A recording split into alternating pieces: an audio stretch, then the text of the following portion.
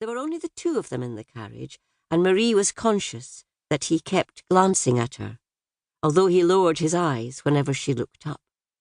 Eventually, he cleared his throat and asked her which station she wanted. "I was told to get out at Strathlinn. My uncle has promised to meet me there," Marie added, hoping Uncle Joe would be on time. Uncle Joe was her mother's eldest brother, and she had assured Marie he was the kindest of men and totally reliable. Aunt Maggie was her father's eldest sister, and the two had married later in life, strengthening the bond between the four of them. "Strathlinn is my destination too," the young man volunteered. "You've not been before?" "Strange it is, then. I thought I'd seen you somewhere." Marie was practical and very capable, but she was inexperienced with young men.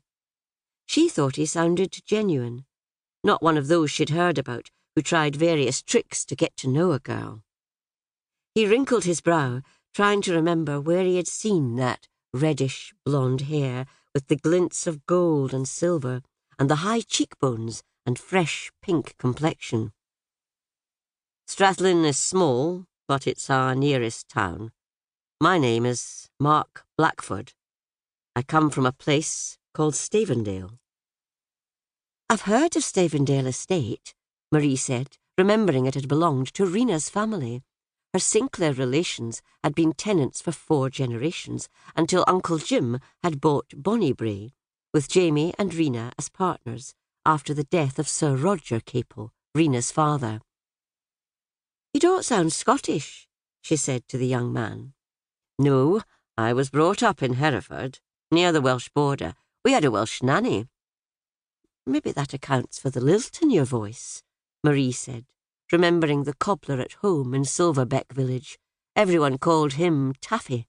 She couldn't remember hearing his proper name. "My home is in Scotland now, but I had to spend the weekend with my family to celebrate my eldest brother's engagement. I shall be glad to be back," Mark added with a heartfelt sigh. "And you? I cannot detect your accent." "I'm just me." Marie shrugged and gave a warm chuckle. He thought it was delightful. Nothing like the affected trills and giggles of the young ladies at his brother's party, especially Lucinda, the girl his mother had been at pains to force into his company. In desperation to escape, he had made an excuse that he was needed back in Scotland, now that he was the laird of the run-down Stavendale estate. He had left 2 days earlier than expected, arousing his mother's anger. He looked keenly at Marie.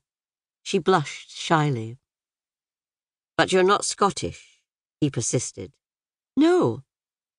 Growing up with parents who had never lost their Scottish accent, then going to school in Yorkshire, Marie had a mixture of words and pronunciations, which had often resulted in teasing from her school friends. During her stay at Silverbeck Hall, when she was striving to help Lady Hanley regain her speech, she had instinctively copied Lord Hanley's precise pronunciation so that his wife would understand her more easily, and when she was reading to her from the books in Lord Hanley's library, to pass the sleepless hours during the night. Consequently, Marie's own speech had become a mixture of accents. "I live in Yorkshire with my family," she said, relenting. "I'm here to visit my aunt and uncle, and my brother and sister-in-law." "I see. We're almost at Strathlinn, and you've not told me your name." "It is Marie Sinclair." "Sinclair?" Mark echoed. His lean face broke into a smile. "Are you Jamie Sinclair's sister?" "One of his sisters," Marie nodded. "We're a large family. Do you know my brother?" "Jamie? Of course. So that's why I thought I should know you. You're very pretty, of course, whereas Jamie is just a man, albeit a handsome fellow. He has the same wavy red-gold hair and wide blue eyes, the high cheekbones. I know Jamie and his wife well, or at least as well as I know any of the local people." Marie thought he sounded wistful.